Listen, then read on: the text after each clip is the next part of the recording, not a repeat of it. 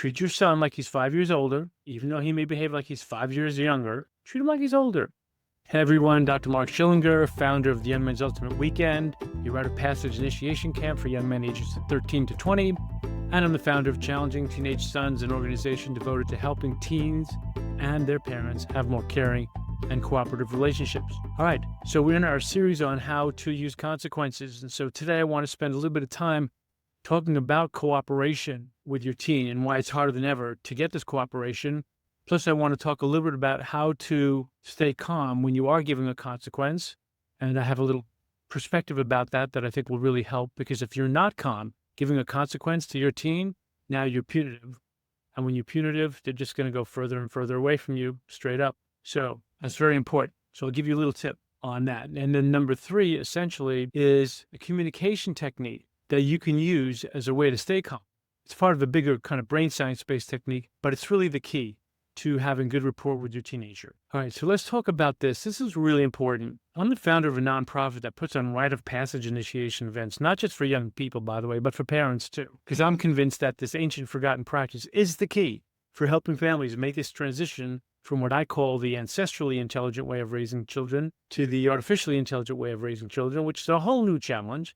And while we're in this transition, you need to have a way to do it. So consequences are certainly, part of the way, but I want you to get a little bit of history here, why it's harder than ever to get your teen to cooperate. If you can even possibly imagine any time before the time of domestication of plant and animals about 8 or 10,000 years ago. So up until 10,000 years ago, so now we're talking about 2 million years, certainly a few 100,000 years, where all of the children cooperated. It was nomadic and tribal living. Everybody had to cooperate. So then with the invention of the educational revolution back in the 1800s, the kids weren't around anymore, right? They were being shipped off to schools to sit on their little butts here and just taking all this information. Their brain development shifted dramatically, and their habit of being home a lot to do the chores was taken away from parents. Okay. Now, I'm saying that there's benefits, of course, for children to go to school. There's some negative things, of course, going to schools where they're not going to sit still and learn. That's a whole nother topic. I am just saying that it's sort of been taken out of our DNA, or being taken out of our DNA, for having children cooperate. The other biggest thing, which you've heard me rant about before, is these devices. When the smartphone came into being, of course, teenagers didn't want to help around the house. Why would they? They became addicted to this dopamine rush of pleasure and joy, and they didn't want anybody interfering with it. So those two factors have made it really hard. And I want to tell you that when teenagers did the things they needed to do, or small children for that matter, back in the day, they didn't get like a new Tesla. They didn't get like a tuxedo. They didn't get a new bed. They didn't get a big toy. I mean, just being silly. Maybe they got a new cart, that didn't wobble so much. Like, okay, we're giving you a cart. You were a good boy. Maybe that happened. I don't know, but I don't think so. I don't think anything like that ever happened, actually, because everybody expected everybody to take good care of each other. And the children were carefully observed and watched for what talents did they naturally have and which ones did they have to develop in order to make it in the world. And so they all took care of each other. All right. So let me show you a document, since we're talking about consequences. Let's get this going here. And now I can share this document. Here we go. Virtues to help your son become more responsible and independent. The reason why I'm showing this document is because when we give consequences in my model and when we talk to young people, we're using very specific virtues that we know they need to learn. So I'm not going to do a whole review on this. I just want you to be clear, is that when we talk about how to stay calm when you're giving a consequence, it's important to know the difference between what's right, what's not right, and what's wrong, which we'll talk about in a minute. What I want you to hear is that everything in our model involves virtues, which I define as a one-word quality, like you see there in bold, and then the value or the definition. One sentence, that's all you get when you speak to your son about, talking about, let's say, responsibility. That's a really common one. Like doing things you'd like to do and don't like to do until completion. Some parents will all of a sudden, like, without reminders. So you have to communicate really calmly, really cleanly, really concisely. I would even add really compassionately, because they're being addicted to these devices. And you have to communicate with the certainty that what you're teaching your teen is really important. So just want to show you that document. And now I want to get into another topic that I said will help you stay calm when you're giving a consequence or communicating. And it's because of this. And I say this most profoundly. Okay, I've been mentoring parents for 26 years.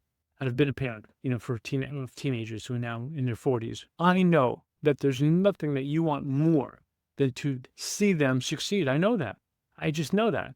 How couldn't I not know that? You're a parent. And I also know that when you're feeling uptight, that your teen son may not have the desire or the ability to make it in the outside world, that apprehension gets communicated to your son and can make him feel like, I'm not smart enough, I'm not good enough, they understand the things I'm going through. That allows them to withdraw even further and you become the problem. So I want to differentiate something that allow you to save some energy and not make your teen feel like they've done something horribly wrong when they actually haven't.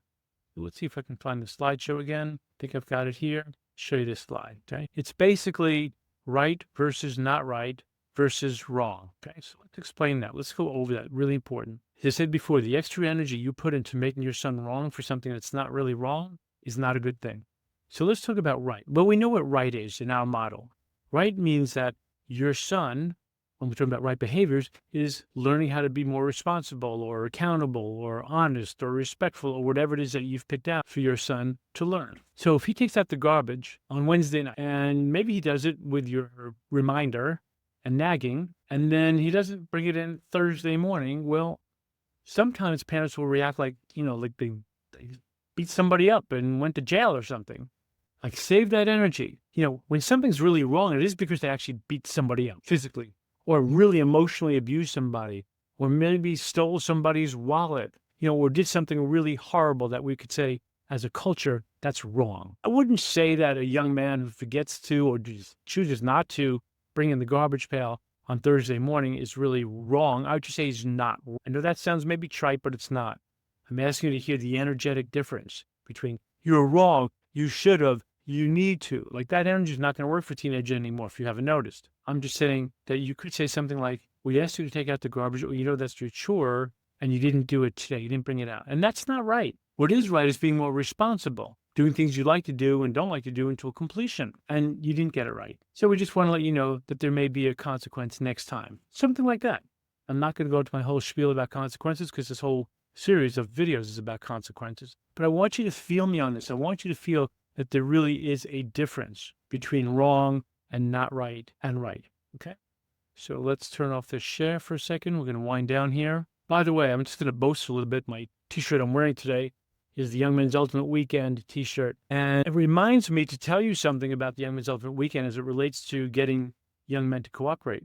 When they show up the first night of the Young Men's Ultimate Weekend, there's not a whole lot of love there. They don't want to see 60 or 65 volunteers to greet 60 or 65 young men on a Thursday or Friday night when they could be home or out with their friends. And by the time they leave Sunday, they're hugging all the mentors. You can see some of the stuff in our promotional videos. Like, they're telling the mentors how much they really appreciate the attention they got. Right? So our mentors know how to be great communicators. And that's what I'm asking you to really get is like, you have to know how to communicate, right, when you're speaking to a young person. So I'm going to give you one tip that the mentors are really black belts on, and which I'm asking you to do. It's part of this bigger brain science technique on how to communicate to a teen brain. But here's one tip. Ask a lot of intelligent questions. Treat your son like he's 5 years older, even though he may behave like he's 5 years younger. Treat him like he's older. So when you're speaking to him about consequences, you might ask intelligent questions like, I'm curious. I'd love to know what motivated you to do that. I'm just asking, not judging. I'm just asking you, like, what actually was going through your head? Like, that's an intelligent question. Or when you got up in the middle of the classroom and told the teacher she was a jerk, like, what motivated you to do that? What did she say to do that? See, then there may be a conversation going back and forth. And before you give the answer that you probably knew you wanted to give the second you heard your son stood up in class and said something, is I'm encouraging you not to do that. The reason why I'm such a great mentor with young men and all my volunteers at the Young Men's Ultimate Weekend they're really great mentors, right? They've mastered the 7-step communication technique, but they know how to ask good questions and be really curious. And even by letting a young man speak, even when you know they're lying, you're going to learn a lot about them. You're going to ask them questions, intelligent questions. You can use something called motivational interviewing, where you just kind of reflect back to them what they said. So they may have said, well, the teacher was a jerk. Oh, so I get that the teacher was really a jerk. Just like that. You just mirror right back. Or you could just say, tell me more. Like, what happened in there? Did she say something to you? So I'm just saying, ask young people questions. Ask your team son a question, especially if you're giving a consequence, which is not a punishment, it's a consequence, right? It's the natural order of something that he did or didn't do. So I just want you to get that asking questions creates more bonding. And then when you use step 6 of my communication technique, and then you want to say something, it's not going to be what's the word? You're not going to accuse him of something. You're just going to basically state what's true for you. Like, I understand that you were disrespectful to your teacher. I understand that your teacher said something she shouldn't have had. And here's what I know to be true. She has the authority, the ability to say, yes, you can do something. No, you can't. So you violated the teacher's authority. And that's why there's going to be a consequence, right? Let your children have natural consequences when they do that. Okay. Let me end on one last thing here. This slide. Let's see. Let me make sure you can see this slide just to give you some good news, I guess is what we call this. All right. See where it says, don't take the credit and don't take the blame? One of my mentors in parenting taught me many years ago, she used this expression, which is don't take the credit and don't take the blame, with the context of meaning like, this is your job to use consequences. You should be able to expect your team son to cooperate. And when they do, you don't take the credit and you don't take the blame. It's just your job. This is what you do. So please bring that context that, like in a village, it's expected that everybody contribute. So thank you for watching, and I look forward to seeing you on the next call.